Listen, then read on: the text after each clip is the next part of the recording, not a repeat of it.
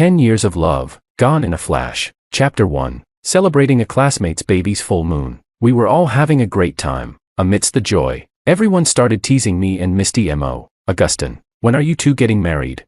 I took out a stack of wedding invitations and handed them out with a smile. The date is set. Everyone, please come and join us. Everyone was stunned for a moment. Then they started to tease us again. You two have been together for 10 years. It's finally happening. It wasn't easy.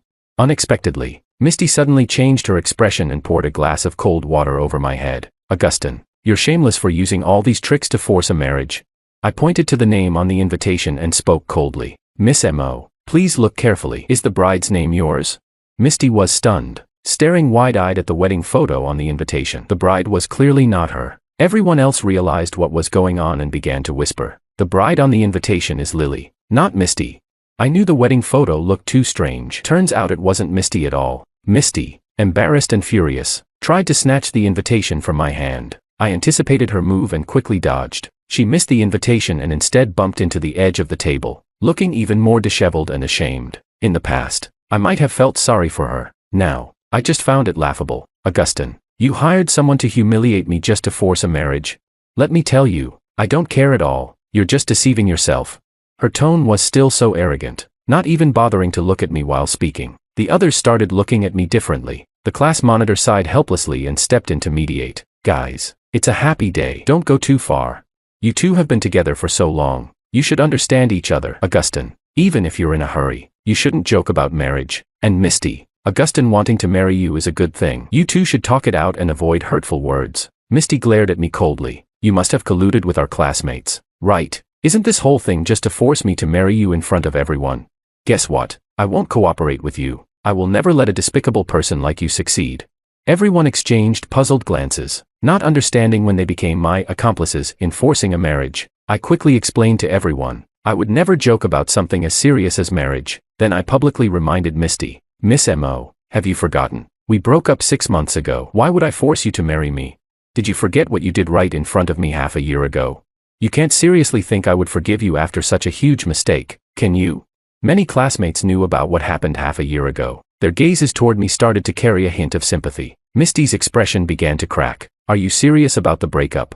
I sneered. What do you think? Do you think I would joke about something like that?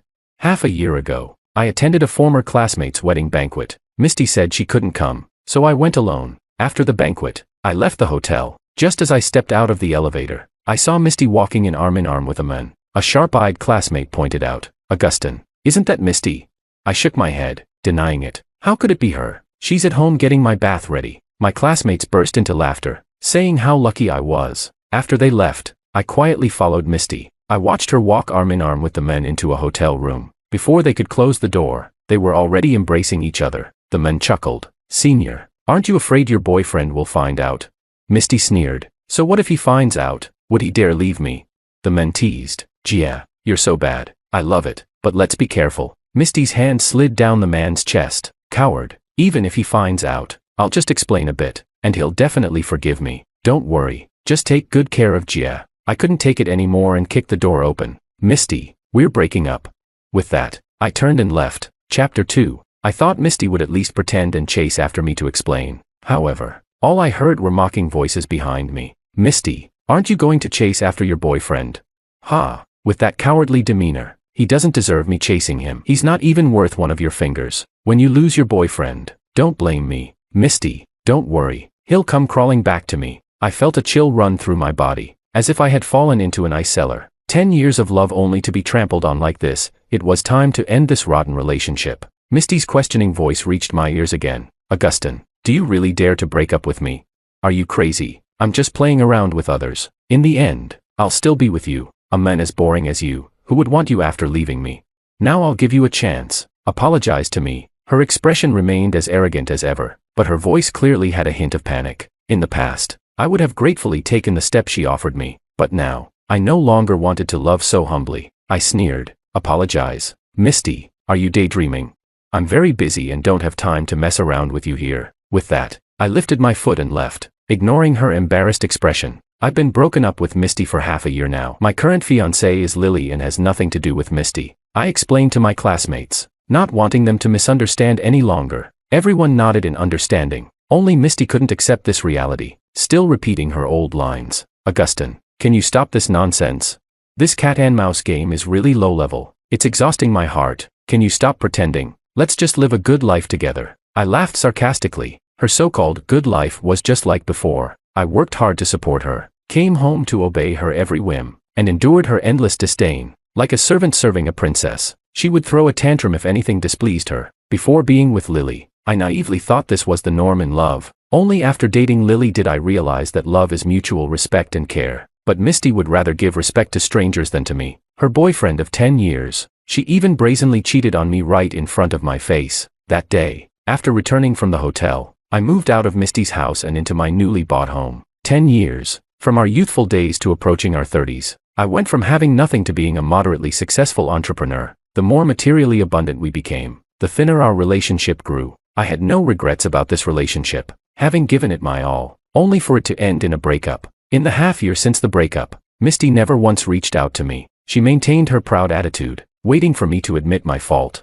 Later, her friends called me multiple times, saying Misty was there and inviting me to hang out. I pretended not to understand their hints and refused. They also pretended not to understand my resolve, thinking I was still playing games with her. Misty, let me remind you once again, we are broken up. I'm not playing with you. I already have a fiancé. With that, I bid farewell to my classmates, ready to pick up Lily. At that moment, Lily appeared before me, her face bright and cheerful. Chapter 3. Agus, I finished work early and came to pick you up. You've always picked me up. It's time I compensated you. Lily's words, like a gentle breeze, touched my heart deeply. I couldn't help but hold her hand. Sure. Then I introduced her to everyone. This is my fiancé, Lily. Lily politely greeted my classmates, and they quickly warmed up to her. Only Misty glared at her with jealous rage. Lily, you bitch, how dare you seduce my boyfriend? We've been together for 10 years, and you think you can just step in? You're nothing but a shameless mistress. She lunged forward, trying to pull Lily's hair. I pushed her away, protecting my fiancé behind me. You crazy woman, what gives you the right to slander my love? Misty burst into tears. Augustine, how can you treat me like this? Don't forget, you swore to protect and love me for life. I didn't have time for her. My attention solely on Lily. Lily's face was pale, her body trembling. I picked her up and walked away. Misty blocked my path, continuing her nonsense. Augustine, explain yourself. What do you mean by this? Are you trying to provoke me with Lily? Do you think I don't have other men? She then deliberately picked up her phone and dialed someone. Hey, Junior, come pick me up at the hotel. Ha, she thought this would get to me, but all I cared about was Lily. I coldly looked at Misty, my tone devoid of warmth. I've made it clear, we have nothing to do with each other anymore. Lily is my love. Step aside. Misty stared at me, tears streaming down her face. I ignored her and left with Lily. Lily wasn't feeling well, so we canceled our dinner plans. I put her in the car and sat her in the passenger seat, my tone anxious. What's wrong? If you're not feeling well, I'll take you to the hospital. Lily clung to me, crying softly. Agus, I'm not the person she says I am. I decided to be with you only after you two broke up. I didn't intentionally seduce you, nor do I want to be the other woman in your relationship. I stroked her head, comforting her with concern. I know what kind of person you are. We've known each other for years. How could I be swayed by her words?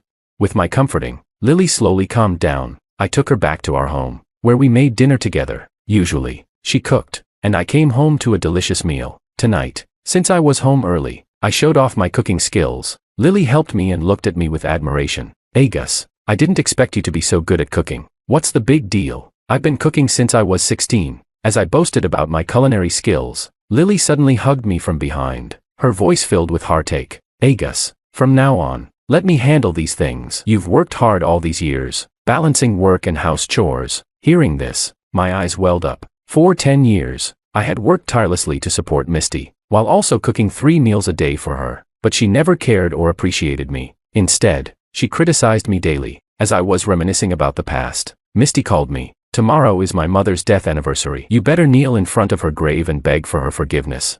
Chapter 4. My face turned pale. Every time Misty used her mother to threaten me, I would give in. This time was no different. After hanging up the phone, I lost my appetite. Lily looked at me cautiously, hesitating several times before speaking. Agus, did something happen? Is it related to Misty?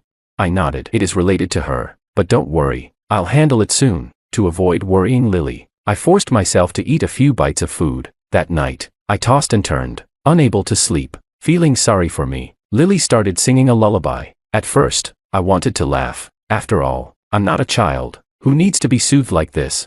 But as she gently patted my back and hummed a soothing tune, my worries slowly faded. I slept well for the rest of the night. The next morning, Lily had already left for work. She had prepared breakfast and left it in a warming tray for me. She also left a note, reminding me to eat well and rest. Such tenderness touched my heart deeply. But thinking about today being Aunt Mo's death anniversary, I had no appetite. I didn't go to the office all day. Fortunately, the company could run smoothly without me. Misty called countless times, but I didn't answer. It wasn't until the afternoon that I finally left home. As I did every year, I bought some offerings and went to Aunt Mo's grave to pay my respects. Misty was already there, waiting for me. Seeing me, a flash of joy crossed her eyes, but it was quickly replaced by arrogance and disdain. "Neil, do you think you deserve my mother? My mother kindly took you in, worked hard to raise you, and died early because of you. And how do you repay her? By being with another woman. Have you forgotten that you promised her on her deathbed to take care of me for life?"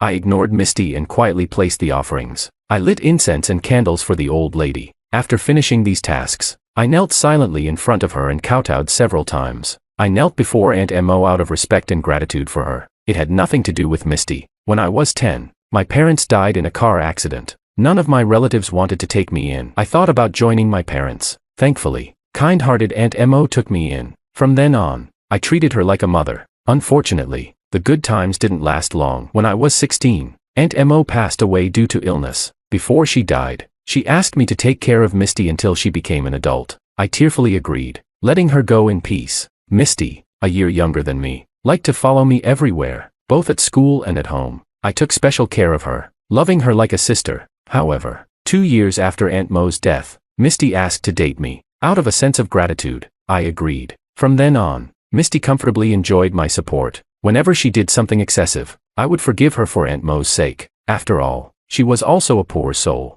having lost her father young and being raised by Aunt Mo alone. After Aunt Mo's death, I was her only family. But my love and indulgence did not earn her understanding. She became more and more unreasonable, trampling on my limits again and again, until I couldn't bear it anymore. If Aunt Mo could see us from the afterlife, she would surely be disappointed by our relationship. Chapter 5. Thinking about it, I kowtowed once more to the old lady. "Auntie, I believe I have fulfilled what you entrusted to me. From now on, Misty will have to rely on herself, but after I get married, I'll still visit you often." With that, I stood up, ready to leave the cemetery. Misty angrily grabbed my arm. "Do you think you can just say a few words and sneak away? I brought you here to repent, not to escape responsibility." "What do you mean she has to rely on herself? Are you really going to abandon me?" "Kneel down. I'll give you a chance to rephrase." Misty pulled at me, trying to force me to kneel in front of the grave again. In the past, when we argued, she always used this trick to punish me. Back then, I cared about her and was willing to comply. But now, how could I still cooperate? "Let go. Stop pulling and tugging at me." I forcefully pushed her away, and she fell hard on her backside. She looked at me in disbelief and, once she realized I had pushed her, started wailing and shouting, "Augustine, how dare you push me? You're bullying me in front of my mother's grave. You bastard, has your conscience been eaten by a dog? If I had known you were this heartless, I would never have asked my mother to take you in. Ungrateful wretch, I'll expose your despicable actions online." With that, she took out her phone and started a live stream. I grabbed the phone from her and smashed it on the ground. "Misty, wake up. From the beginning, I owed you nothing, only Aunt Mo. She took me in despite your objections. During those 5 years she was alive, I did my best to take care of her. In contrast, what did you, her biological daughter, do for her? Besides causing trouble outside and upsetting her at home, what did you do?" I pointed at Misty, growing more and more furious. If Misty had been more sensible back then, Aunt Mo wouldn't have been so worried and might not have died so early. Misty listened in stunned silence, never expecting me to be so merciless and lay bare the truth. After I touched her sore spot, she became exceptionally angry. "Augustine, you're a beast. Your words aren't even human. It was you who moved into my home and took my mother's love, making me rebellious. You killed my mother. You ruined me. I became like this because of you. Don't you have any responsibility?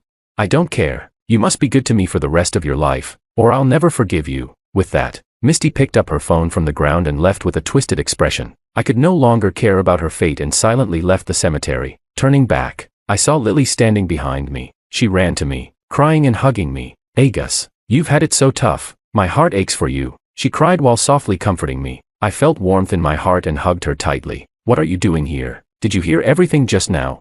Lily nodded, wiping her tears with her sleeve. You were unhappy last night, and I was worried about you. Today I left work early and went to your company, but you weren't there. I remembered today was Aunt Mo's death anniversary, so I guessed you'd be here and came looking. I was afraid Misty would make things harder for you if she saw me, so I hid behind a tree. You won't blame me for taking matters into my own hands and eavesdropping on your conversation, will you?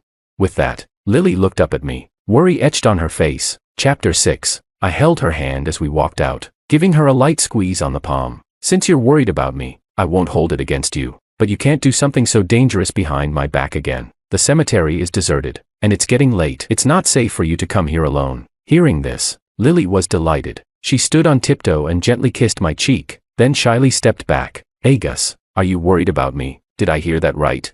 I kissed her back and ruffled her hair affectionately. Of course I'm worried about you, silly. You're my fiancé now. Lily leaned against me, her voice tender. Hey Gus, with your love, I'm so happy.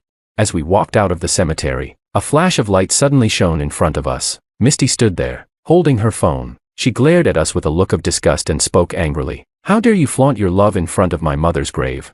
Just wait, I'll expose your dirty secrets. If you know what's good for you, you'll break up immediately and stop this disgusting act in front of me. Seeing Misty's face, Lily hid behind me in fear. Hey Gus, have I caused you trouble? No matter what happens, I don't want to be separated from you. I squeezed her hand tightly, comforting her. It's okay, I won't let anyone separate us. Misty looked at us with contempt and laughed maniacally. You two act like a couple really well. It's truly annoying. If you disgust me, I can disgust you right back. Just wait, Augustine. I'll make you crawl back to me, begging for forgiveness. Seeing Misty's deranged expression, I could only shake my head. This woman was becoming more and more outrageous. Given our past, I felt I had to remind her of a few things. Misty, I'll say it again. Lily and I are truly engaged, and you need to accept that reality. We are together not to spite you or to put on a show. Secretly filming us and threatening us is already bad enough. Continue down this path, and you'll be skirting the edge of the law. If you dare to hurt Lily, I won't show any mercy. Hearing me mention my fiancé, Misty gave Lily a jealous look. Vixen, do you think you're worthy of being with my boyfriend? He helped you, and it's understandable that you're grateful and playing along, but don't take it too far, otherwise, I can't guarantee that the bad things from before won't happen again. With that, the mad woman stormed off. Lily suddenly clutched her head in pain and screamed. Why? Why do people treat me like this? What did I do wrong to deserve this punishment from heaven? Sensing something was wrong, I quickly embraced her, offering all kinds of comfort. Lily, no matter what happened in the past, it's over. I'm here now to protect you. No one will hurt you. Rest assured, whoever has wronged you, as long as I can, I'll make it right. I comforted her softly, my mind guessing what Misty might have done to Lily in the past. Otherwise, why would Lily be so afraid every time she saw Misty? Chapter 7. Lily's sudden emotional outburst was clearly triggered by Misty's earlier words. I held my fiancée and comforted her for half an hour before she finally calmed down. Thank you, Agus, for staying by my side during my toughest times. Please don't ask me why this happened now. I'll tell you later. For now, I don't know how to explain it. Let's go home. Agus. Seeing the hope in her eyes, I nodded and drove her home. That night, she tossed and turned, unable to sleep. I mimicked her way of comforting someone, gently patting her back. Then, awkwardly, I sang a lullaby. Lily couldn't help but laugh. I'm sorry, I didn't mean to laugh at you, but your singing is really terrible, she explained shyly. I was genuinely happy. Making her laugh was worth any embarrassment. It's okay. Making a beautiful lady laugh is my honor. You can laugh all you want. The more you laugh, the happier I am to sing. With that, I started singing again. Lily, amid intermittent laughter, slowly let go of her worries and fell asleep. I thought she would gradually get better, and our lives would also gradually improve. However, Misty started bothering us again. She contacted a junior who worked in the media and posted a video of Lily and me being intimate at the cemetery online. She also fabricated scandalous stories about Lily. Misty claimed that Lily had been unruly since childhood, using her looks to seduce men for tuition fees and thus graduating from college. After graduation, she allegedly used her body to get a high position in a big company. Now, she was portrayed as a homewrecker, breaking up a 10-year relationship. In the rumors, I was depicted as an ungrateful scoundrel who cheated on his girlfriend. I was accused of beating the daughter of my deceased benefactor and girlfriend in front of the benefactor's grave. After beating her, I supposedly had an affair with the homewrecker at the grave. Seeing such distorted rumors, I immediately informed the company's legal department. The company was preparing to go public, and such scandals were detrimental to its growth. What I hated most was that Lily got dragged into this mess and had dirt thrown at her because of me. I quickly took Misty and her media junior to court. Moreover, I collaborated with a more powerful media company, turning the tide of public opinion overnight. I cleared up the misunderstandings about Lily, highlighting her years of excellent academic and professional achievements. I also explained the complicated relationship between Auntie, Misty, and me. Of course, I didn't forget to expose Misty's affair with her junior. This left Misty and her junior disgraced. I heard they now had to wear helmets in public to avoid being pelted with rotten eggs. After dealing with these matters, I planned to take Lily on a trip to relax. I hoped she hadn't seen what was online. Even though I had clarified the rumors, and people sympathized with her and admired her strength, malicious words are like nails driven into the skin, removing them leaves scars. I spared no expense to have people remove the defamatory comments about Lily online. However, no matter how hard I tried, someone always brought these comments to her attention. One day, when I came home from work, I heard Misty's abusive voice coming from the open door. "Lily, you bitch, don't you go online? Don't you know that the whole internet learned about your dirty deeds a few days ago?" Chapter 8. Furious, I stormed into the house, positioning Lily behind me, glaring coldly at Misty. "Misty, what are you doing here? You're not welcome. Get out." Misty, acting as if she were invincible, plopped herself down on the sofa. Augustine, who would have thought you had such skills? So this is the new house you bought? Your house is my house. What right does this bitch Lily have to steal it? A cuckoo occupying a magpie's nest. It's Lily who should leave. Now everyone online knows she's a slut. As Misty spoke, she cast a venomous look at Lily. "You filthy woman. How can you still live with yourself? You've been exposed online. Why not just die?" Although Augustine diverted the public's attention to me, your reputation is ruined for good. Seeing her growing more outrageous, I grabbed Misty by the throat. "If you dare insult my fiancée again, do you believe I'll kill you? The one who should die is you. You drove Aunt Mo to her death. In the name of love, you've trampled on my dignity for 10 years. And now you want to hurt Lily. Why don't you just die? Only with your death will this all end." My eyes reddened with rage, my grip on Misty's throat tightening. Misty's eyes widened in terror, her pupils dilating bit by bit. She kept pleading, "Please, please, let me go." My rationality flickered momentarily, but I didn't want to let Misty off so easily. At this moment, Lily, in tears, rushed over and pried my hands away. "Gus, let her go. It's not worth it for someone like her. I know she hurt you, hurt everyone. I also know you want to stand up for me, but I'm not angry. It's unnecessary. The doctor told me this morning that my depression is improving. Our life is getting better. There's really no need to ruin our good days because of this malicious woman." Lily's words, uttered one by one, moved me deeply. Seeing her cry made me cry too. Slowly, I loosened my grip, and Misty took the opportunity to break free from my hold. She clutched her neck, covered in marks, looking at me with lingering fear, coughing uncontrollably. "If you ever think of harming Lily again, remember how many lives you have first." I looked at her with cold eyes, my tone devoid of any warmth. I won't. For the first time, Misty conceded, scurrying out of my house in disgrace. I closed the door, holding Lily in my arms, trying to calm my emotions. "It's okay now. It's all over." I stroked Lily's head, gently comforting her. Lily gradually stopped crying, looked up at me with deep affection. "Gus, what others say doesn't really matter. What matters is how you see me. Do you really think I'm as dirty as Misty says?" Her eyes were filled with hope, as if she would break if I didn't believe her. I quickly reassured her. "How could I believe Misty? You're my fiancé. I trust you are not like that." Hearing this, Lily's face immediately lit up with joy. "I knew you would believe me. Just now, you fought for me. I believe you love me, perhaps even pity me. But sometimes, trust between lovers is more important than love itself." Chapter 9. I nodded, trying to understand Lily's words. Although I couldn't fully grasp what Lily had gone through over the past decade, I had always felt a sense of trust in her. We were high school classmates. After we were separated into different classes in our sophomore year, she was no longer in my class, but I still heard about her occasionally, such as how she always topped the school exams and won various competition prizes. The most memorable thing was hearing the boys talk about her every month, saying she was voted the school beauty again. I often teased those bored boys, asking why they wasted time voting every month if she was always the winner. The boys would call me a bookworm, saying I didn't understand the fun of rating pretty girls. Many boys even planned to pursue her. Without exception, they all failed. Everyone said she was cold and hard to get, seemingly only interested in studying. Some even said she had a crush on someone, but no one knew who it was. I was never interested in such gossip, but hearing about her repeatedly formed an impression in my mind. A beautiful girl who wasn't interested in dating, only in studying. Maybe she had a crush, but she hid it well. Such a girl left a positive impression. How could she be associated with those scandals? I absolutely didn't believe it. Agus, aren't you curious why I have depression?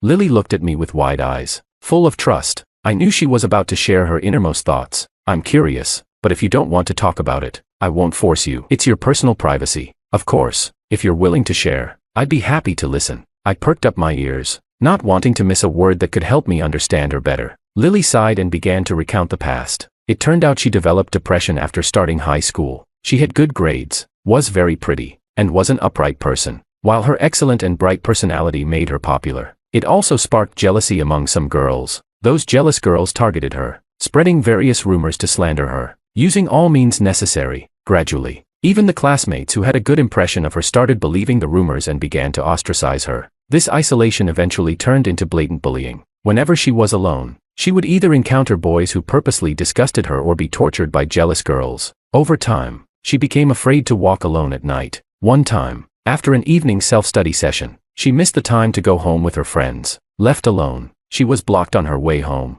A group of girls surrounded her, saying extremely nasty things. Some even started to tear at her clothes, taking humiliating photos of her and sharing them for fun. That night, I happened to pass by and stopped those girls, threatening to call the police if they didn't delete the photos in front of us. Not wanting any trouble, they reluctantly deleted the photos and left. For Lily's safety, I offered to walk her home. It turned out her house was quite close to mine, just 2 streets away. After that, walking her home became a habit for me. For me, it was just something I did on the way, but for Lily, these actions meant the world, even giving her the courage to live. Do you know, before you saved me, I had been bullied by those classmates for nearly a year. I developed severe depression. I wanted to end my life to escape the pain. It was your help that gave me the courage to keep living. Chapter 10. I hugged Lily tightly, gently pinching her cheek with my fingers. Silly girl. It was just a small act of kindness. I didn't expect it to help you so much. I guess it was fate that brought us together. Lily held my hand tightly and continued.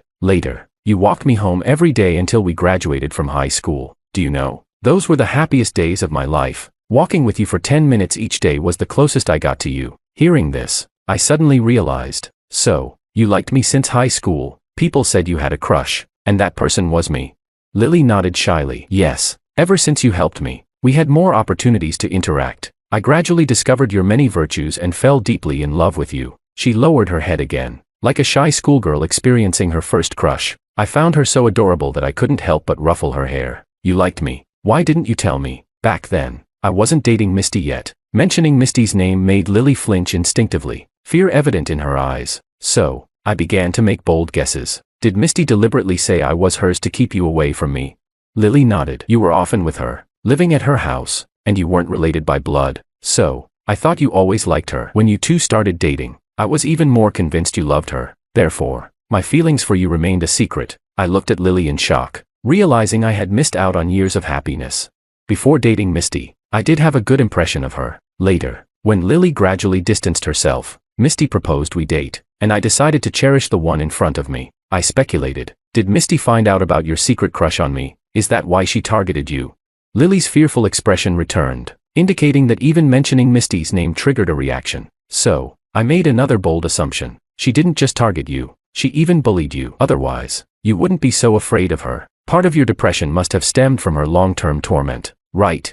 Lily's body trembled as she started crying. I'm sorry, I should have been braver, but I couldn't help being scared. The incident you saved me from was actually orchestrated by her and a group of people to harm me. She's terrifying, and I've never been able to move past it. I hugged Lily, patting her back and comforting her. Don't worry, bad people will get their comeuppance. Justice will prevail. This was not just to comfort Lily but also a promise to her. A decade-long psychological shadow probably needed some measure of justice for healing. I hired the best lawyer, at great expense, to take Misty and her junior to court for slandering us. During this period, I used a private investigator to uncover other harmful schemes they had been involved in. They even conspired to defraud a cancer patient out of nearly $1 million, which could lead to a prison sentence. I handed the evidence to the police and the judge. Later, Misty and her junior were sentenced to 3 years in prison. 3 years. Not too short, not too long. Enough for them to learn a lesson. Since Misty was imprisoned, our lives had become much more peaceful. Lily's mental health also improved significantly.